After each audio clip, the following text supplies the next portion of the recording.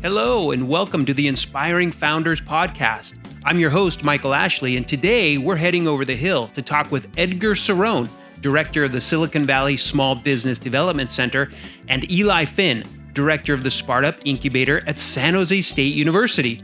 Our topics today include community, mentorship, and advisors for startups and small business owners. We'll be talking about why they matter, how they're different, and how you can get the most out of these resources.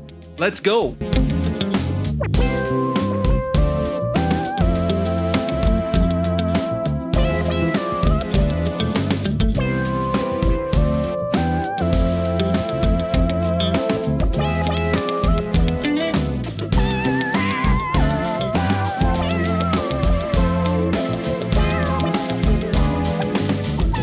All right. Hey, welcome everybody. And this is the second episode of what we're calling the Inspiring Founders Podcast.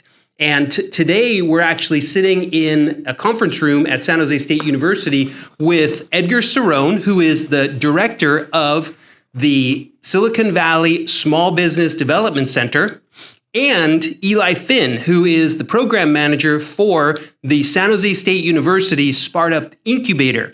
And together we're going to talk about some really important things to founders, especially what I've come to be like talking with you guys a lot about lately, which is community and the role of advisors and mentors.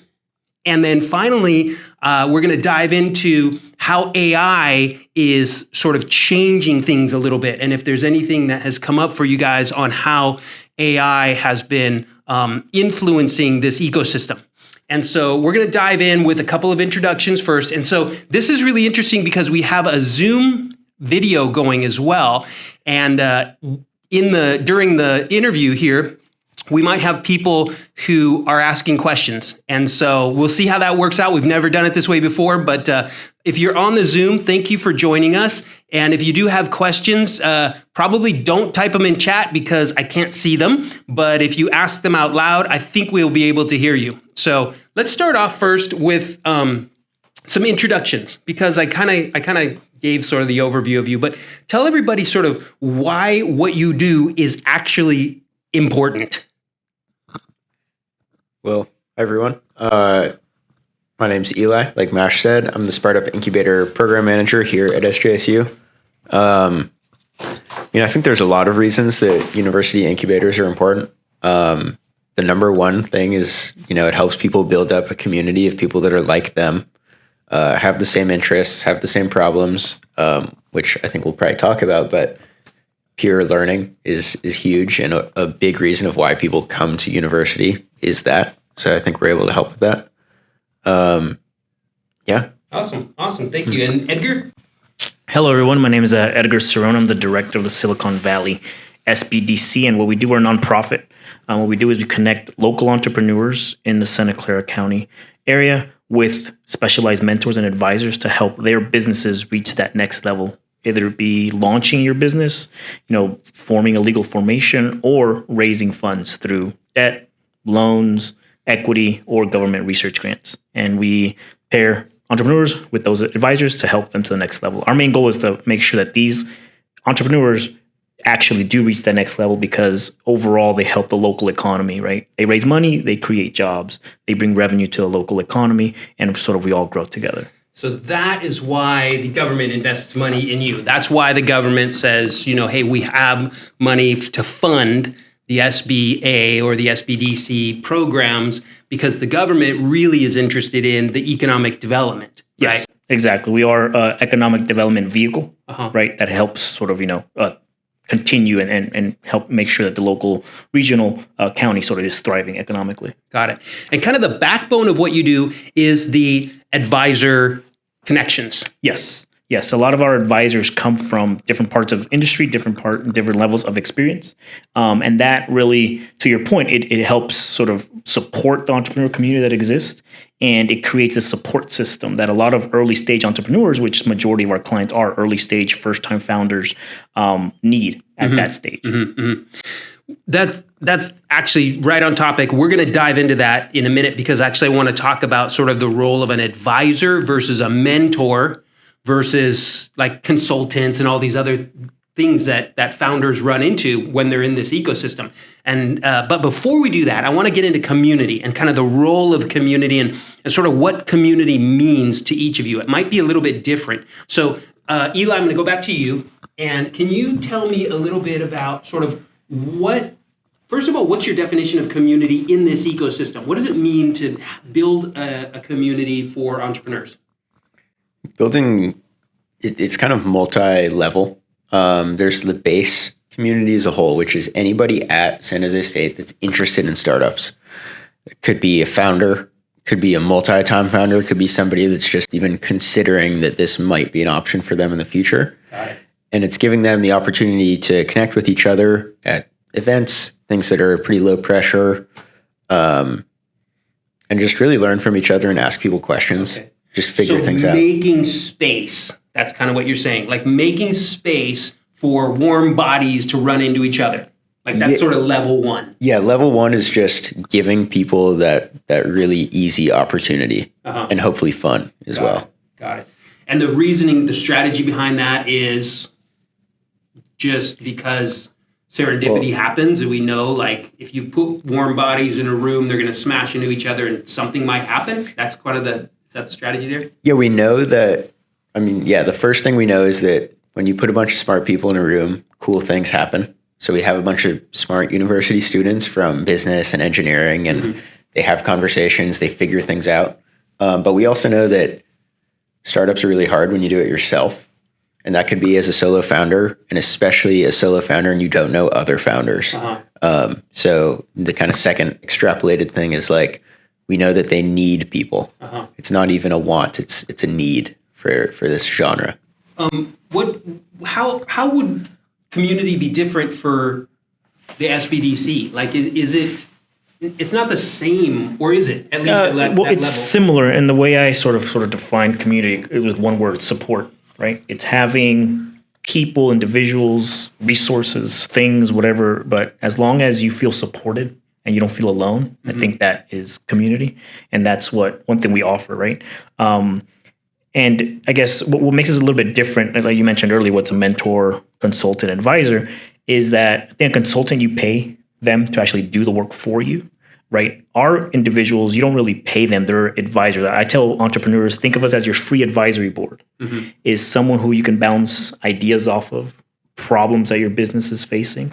And that individual, you can guarantee that they've been vetted, they have experience in the industry, they've either sold businesses before, are investors in their own right, sort of been around the block a few times, that you can feel confident that whatever issue you are facing with your business, they've done it before and they've solved it, right? And it goes back to that the word of community and support. It's like, that's your support system. Got it. But they don't do work for you. No, with our advisors don't do work for you. It's just a level of like, I guess we help you think through the problems you're having and sort of show you a path forward. Yeah, like you want to make founders better founders. Exactly. You want to make business owners better business owners. Yeah. You don't want to make them, you don't want to do their work for them. Exactly, yeah.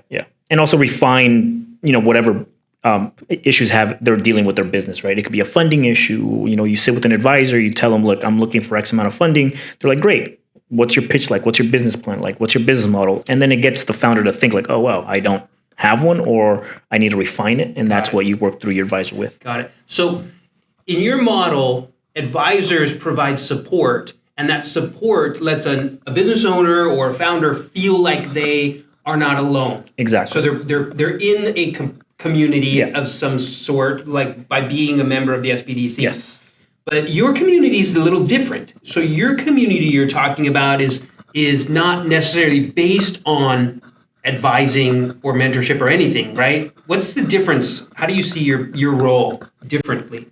I think the difference is that the best case scenario for us, and it's kind of weird, but it's that they actually kind of leave the community with their own network. And not leave it as in they don't come back, but they can go home and have people to call or text that they can talk through these things with. Very much the same way, but it's not somebody that has been vetted. It's somebody that's going through the same thing that they are right now. And hopefully is one or two steps further along. You know what that reminds me of? That reminds me of when my kids were in Montessori school. They put all the kids for the different grades in the same classroom. So like if you were in, I'm just going to make it up because I don't remember what it was, but like first, second, and third grade, first, second, third, fourth, and fifth grade or something like that, all of those kids were together in one room.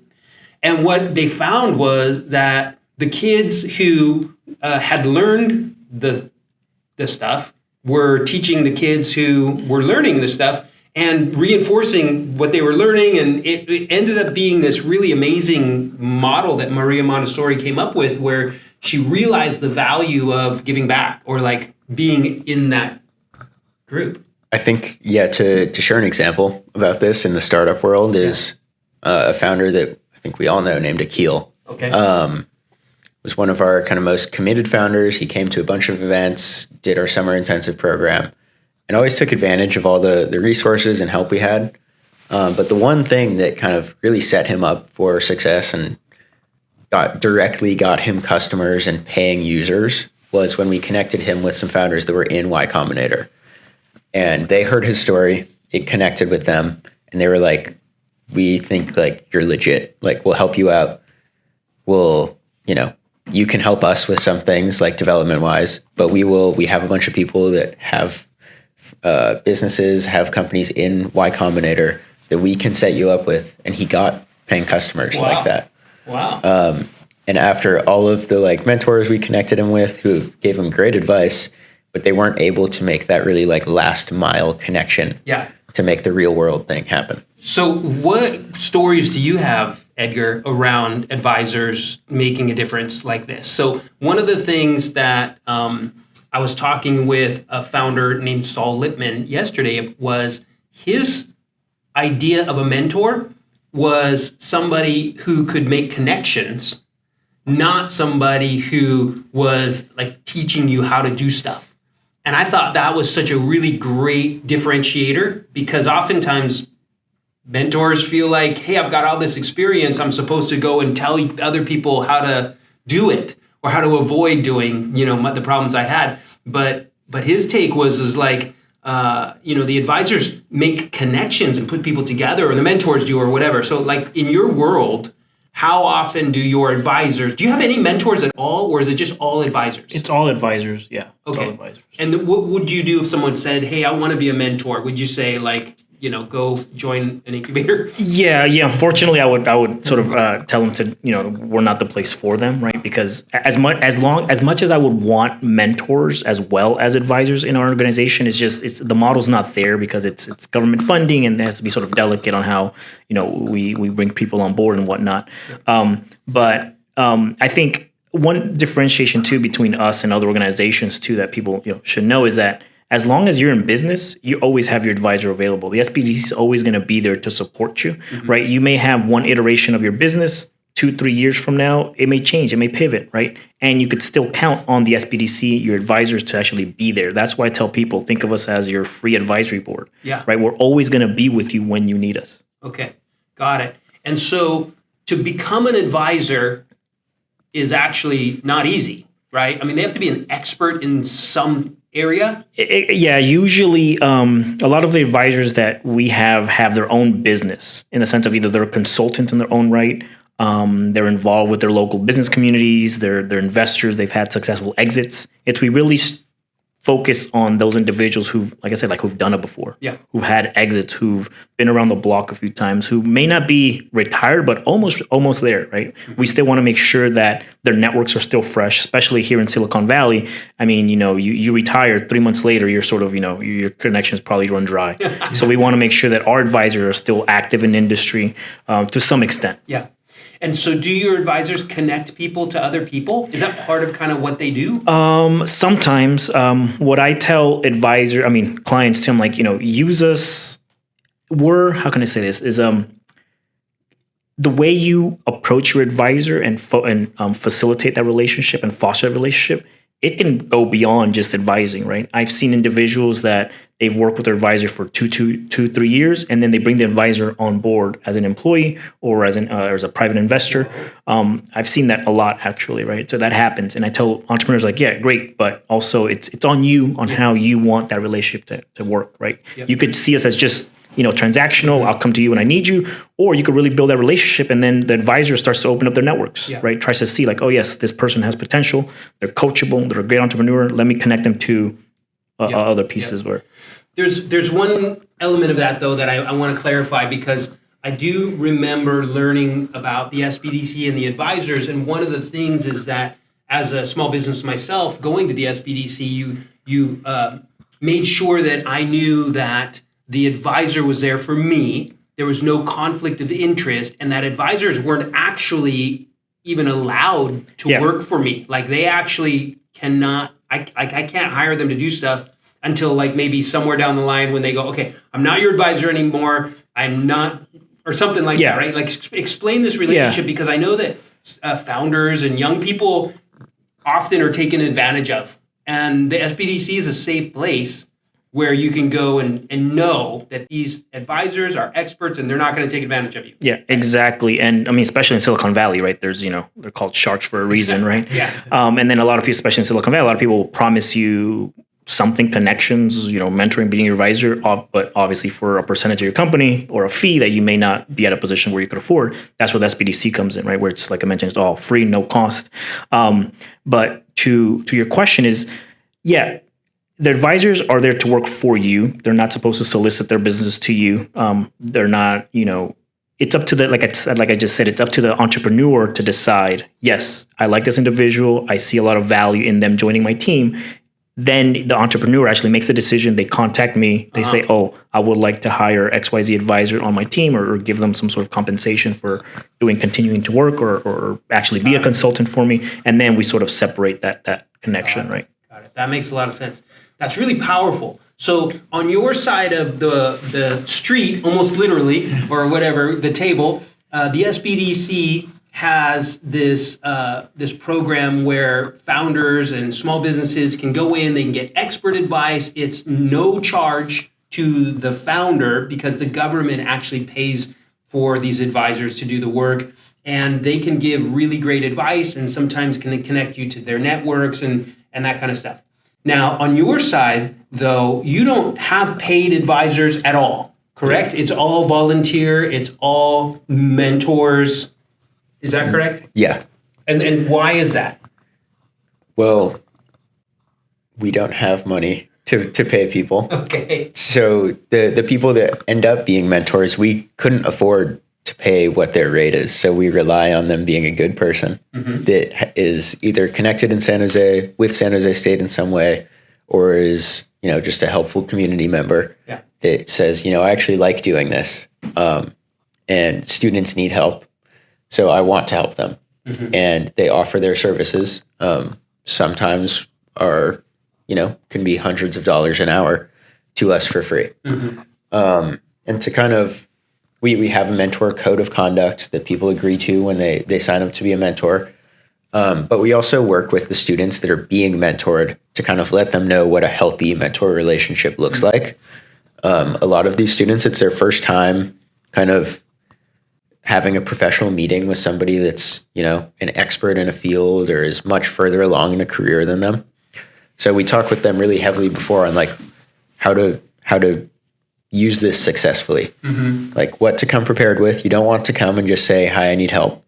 You want to have some specific questions and challenges that you can talk about, really have your details ready. But also like the general things of like, you're not always going to be right either. You want to get opinions from a handful of people.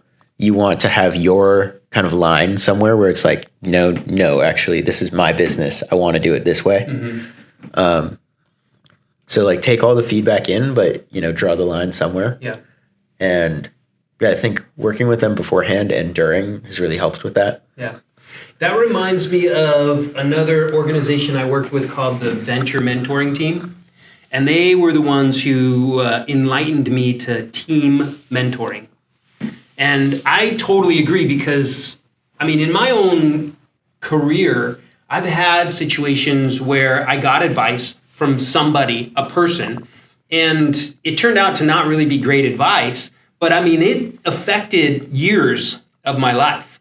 And so one person can actually influence you in a way that it really can substantially affect your life for years.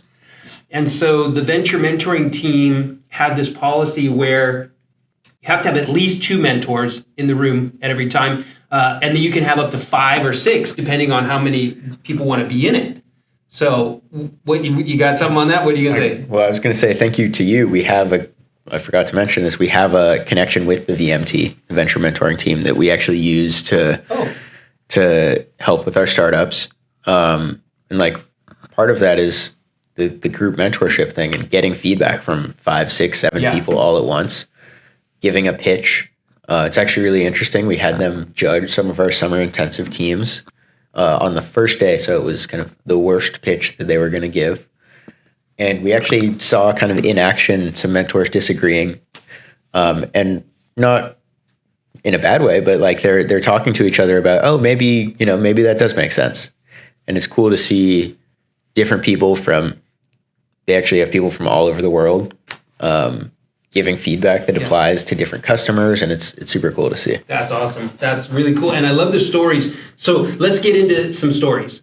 So can you talk about success stories at all? So we have this idea of community where, of course, in different ways we put people together so they know they have support, or they can, smash into each other and serendipity happens. And both of those are very valuable. Now they decide, do they want to be part of sort of an incubator type community where they're with a whole bunch of other founders and they're smashing into each other? Or are they maybe they're a small business, they're actually growing, getting traction, and they have things, and so they want to be part of your support system. Now they go and they're in your system. What are some of the success stories of people who have actually gone through the SBDC and potentially gone from, I don't know what they need to have when they apply to become a member of the SBDC? Do they have to have a product and customers and traction and revenue? Or, where do they start? And then what are some stories of where people have ended up? Yeah, no, with us, because we're sort of government funded and we're sort of a free, no cost service, honestly, just if you have an idea, right? If you have an idea for a business, we run the gambit of everything. If you have an idea of business, we help you sort of, formalize that business, create business plans, refine a business model, get started, right? Or if you have your parents want to take over a business, right? You're younger, your parents are retiring, they want to give the business to you, you don't know what to do, you can still come to us, right? Oh. Or if you are an established entrepreneur and want to franchise, want to like scale your business to the next level, you can come to us, right? As long as, I think the SBA has a rule, anything under 250 employees, I believe it is considered small business. So if you're under that, you can still use our services, right? Most people. Huh? Exactly. And so what are some stories of the people going from 0 to 1 to 10 to maybe 250 employees? Yeah. We do actually have a story. When I was managing a similar organization called Tech Futures Group, we helped a researcher at a Sandia National Lab. Uh-huh. They were doing some microfluidic technology where they were actually taking they stuck in the male fertility sector. They were researchers out of the lab. We helped them with SBIR grants, phase 1, phase 2. We helped them get private investment, and now they're selling sort of nationwide in Walgreens and whatnot. And the interesting part of that is, like I mentioned, as long as they're in business, we're here to help. We saw different iterations of that business and different CEOs. There was actually a time where they had a good relationship, like I mentioned earlier, with their advisor. 5 years later, they came back and said, hey, can you help me hire a new CEO? Wow. Right? Because the original person was stepping away. So, that's sort of the one that I say, it's that entrepreneur did it right. Yeah. They used our services. They, made sure they used, specialty advisors. They made sure they fostered that relationship, and they kept us around to their sort of trajectory of their business. And then there's been small ones. Obviously, the pandemic, a bunch of businesses were sort of affected. There was grants being issued by local cities. We helped, facilitate those grants to the businesses who needed them. And as small success story as we helped this individual with $5,000 just open the door to their business, right? Yeah. So I considered all those successes, right? As long as we're we're doing right by the entrepreneur, doing right by the community, it's always a success. I love it because even the small ones make an economic impact. Yeah, exactly. I have actually, I'll admit it. I have an advisor. I actually have a couple advisors at the SBDC. My own small business is a software SaaS company, and we're growing, but I needed help. And so you put me together with Ann Height, I think it was, and Ann and I had great discussions around employees because I was growing and I knew I needed to hire people, but I was tired of hiring consultants and freelancers and having to manage 1099s and just all this stuff. And I was like, it's time for me to hire a real person, part-time, but at least, I need to get started. And Ann walked me through a lot of the steps and kind of gave me some ideas around ways that other companies have done it, things that I could potentially do to do it. And then I pulled the trigger and I hired my first employee, I think it was in January. And then I had another employee I hired in June, both part-timers, and they were able to help the company grow. So yeah, that's a success story. Yeah, no, exactly. Yeah. So now you talked about money, and this is something all fund founders and small businesses, they always ask, I need money. So we're going to get back to that in a second. But I want to come back to you now because success stories that come out of the incubator are a little different. I know the incubator is there to help founders create, incubate, and launch companies. And I'm sure there's some successes around that, but it's also kind of there to help people develop entrepreneurial skills and thinking and things like that, right? So maybe Edgar measures things by economic impact. How do you measure success in an incubator environment? There's a few avenues that we go by, and the first one that comes to my mind is still businesses and like the business side. And I think we've been around for 3-ish years, and one of our founders had an exit. Angel with Credit Click had an exit. So that was like a huge milestone. It's like first company that kind of started through here, became a real business, had, I don't know if it was paid employees, but they had a handful of people that were working on the company, and they got acquired by another company of very similar field that was developing the same technology. Yeah. So that obviously, I remember that. So wait, let's go into that a little bit further though. So what resources did Angel and her company get from the incubator? Like what did you do to help her along her journey that allowed her later on to have something valuable enough that another company would want to buy it? Angel used, I think this is a common theme, but she used almost everything. So she started off signing up for programs that gave a little bit of funding that helped them pay for, server costs and things like that. She signed up for mentorship. So she had, handful of mentors across the SpartUp Incubator, like the business school, like mentors from all across the board. But one of, I think, the coolest ways that she took advantage was by kind of using the incubator. And at this point, she developed a good relationship with us, using it to invite people that she wanted to meet to get involved at San Jose State. So we had a founder speaker event, and she actually came to us and was like, hey, there's this Y Combinator founder that I really want to meet, but I don't really have a specific ask right now. I don't have a great position to come from. Like, can we invite them to the speaker panel? And we were like, yeah, like go for it. So she reached out, said like, hey, my university's doing this thing. And the guy was super enthusiastic, and he ended up coming to the event. He had a great time. And she said, like, that was the start of a really good relationship with a fellow founder. That's awesome. So not only did she kind of use the things we had, but also like made new opportunities to So get in involved. Edgar's situation, he's able to give grants because the government gives him money. He's got little tiny grants he can give people if they qualify, etc. And then there's some big ones like the SBIRs you mentioned, etc. Do you have anything in the incubator? Because I know every founder comes and says, I need money. Like, how do you handle that situation? And then if they actually do need money, like, what can you do to help them? So that is pretty much the first question that everybody asks is, I want money, which is understandable, and money is always helpful.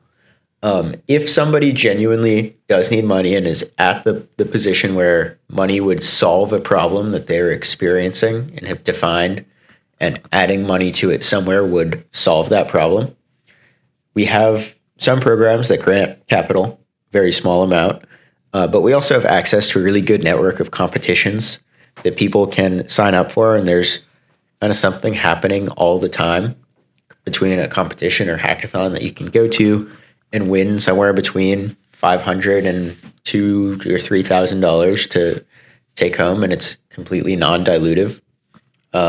One of our startups, Concussion Coach, was able to win $40,000+ through just signing up for literally every competition that was available, no matter what it was. If it was 500 or 40,000, they were there. Yeah. And they, saved up enough to actually start paying an engineer full time to develop a product and paying for prototypes and materials to get it going. Nice. And the role the incubator played in that was what? Just showing them which competitions to go to, or did you actually help them in some way? Yeah. So at the very start, it was competitions that we were hosting ourselves for a smaller amount of money. And then actually in this very room, myself and Xavi would sit on Zoom calls with them on that screen over there. Mm-hmm. And Xavi would make them do their pitch and then would say, "That was terrible, do it again." And he would give them pitch practice, pitch support. Yeah. Okay. And then getting comfortable with that. Okay. Yeah. And then actually when it was, they had done a lot of work on their project and their pitch, taking them to things like the Cal State wide launch competition and, selecting them and recognizing that they were ready and they were, enthusiastic about it. Yep. And actually it's a two-way conversation where we pick them, but they also have to be enthusiastic and willing to put in the work to go there. Got it. And then, that paid off for them to the tune That's awesome.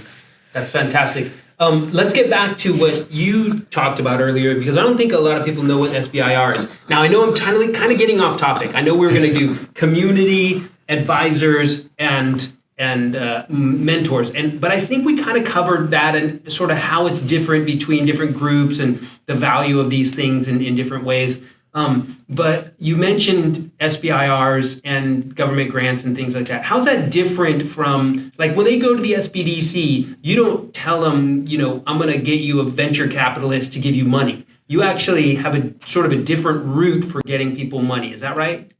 Yeah. So a little bit, you mentioned that a little, I just want to make a clarification. We do not give money, right? What you were talking about, what I mentioned was during the pandemic, it was a special case that cities came to the SBDC to help facilitate funds that they were giving businesses, right? But usually we do not give money. It's all we are is just an advisory service. And when it comes to, like you just mentioned, SBIR, the path of money is, so the SBIR, for those that don't know, stands for Small Business Innovation Research Grants that the U.S. government provides the private sector. So every three-letter agency throws money into this bucket. It allows private entrepreneurs, individuals to solicit for that, right? For example, the Department of Energy may have a problem that they need a solution with, or they are looking for the private sector for a solution. You may have a technology or product, an idea that says, "Hey, I can solve that." And then you go through the grant application process and try to solicit for those funds. There's two phases. Phase one is $250,000. And then that's usually for like research and development. And then phase two is your commercialization money, which is $1.5 million. All that money is non-dilutive, is free. In California, if you are a solo entrepreneur, you go after SBIR funding, you have a 15% hit rate. Mm-hmm. With our help, is 50%. Wow. And the reason is because, it's big, but the reason is we tell you sometimes you're not ready. Got it. Right? You think you're ready.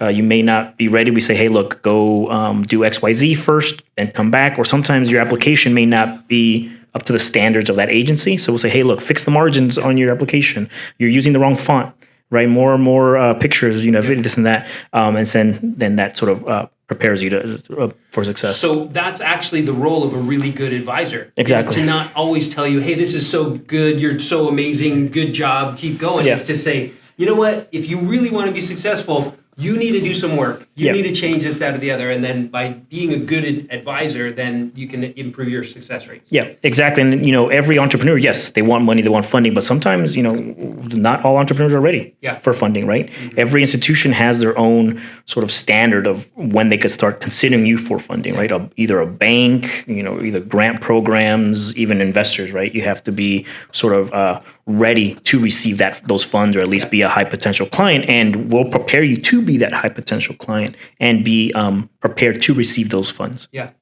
So I love it how you clarified that you're actually not a money distributing, entity. Yep. You're an advisory, and part of your advice is like, hey, there's a thing over here where you might be able to apply for money. Maybe it's a VC. There's a VC over here that might be a good fit for you. There's a bank over here. There's a small business loan. Maybe you might qualify, but the advice is for you guys. You know everything. And as you talk to the business owner, you might, or you should be able to say, you look like you might be a better fit for this type of funding. Here's some ideas about how you can go out and get it. If you want me to help you review the thing or whatever, the application, I'll help you. But you're not actually going, okay, we got $5,000. We're going to give this out. It's not like that. Yeah, it's actually like, those are special cases, like I said. A really good role of an advisor is to know what's available out there and to be able to help people get connected to it and then potentially win it. Exactly. So in your role, you're at the university, you don't have funds, you don't have an investment fund here. Do you have investors in the community who are interested in the startups that are coming through the incubator at all? So you can put founders in front of actual angels and other investors? Yeah, we are, lucky enough to be in this location where there are a lot of people that are interested in angel investing, interested in talking to really early stage startups. The one thing we've kind of found is that people are often not ready for that. Mm-hmm. But once they are ready for that, it happens really easily. Like almost the feedback we've gotten is like, that was actually weird that they wanted to give us money. Wow. We didn't have to beg for the money, which is, I think, a really interesting kind of change of view a lot of people have. Uh-huh. The few startups we've had that have been either invested in or gotten into programs like Y Combinator have had kind of like there's been one thing that they were able to sit on and say that this is why you should give us money, whether it's traction or some innovative solution that nobody else has the ability to do. Mm-hmm.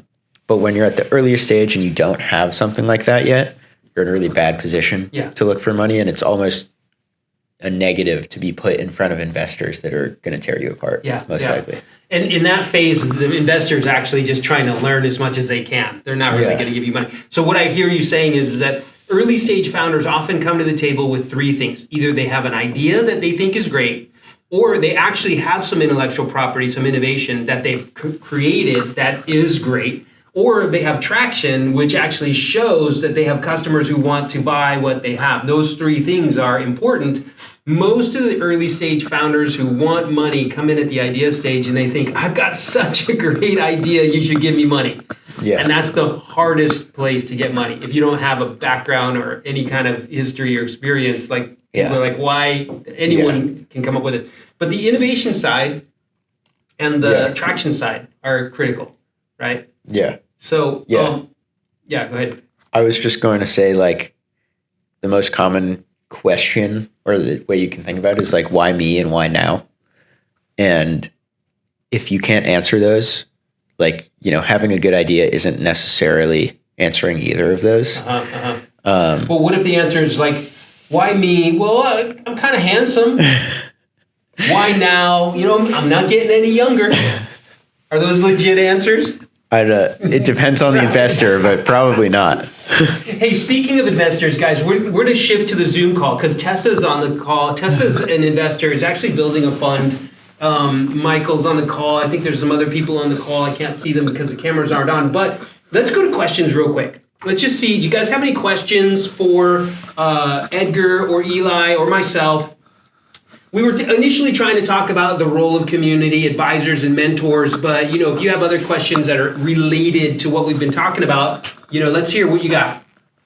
I'm going to go first. Yeah, Tessa, sounds good. Yeah, I think I want you to clarify for me. What's the difference between an advisor and a mentor? Okay.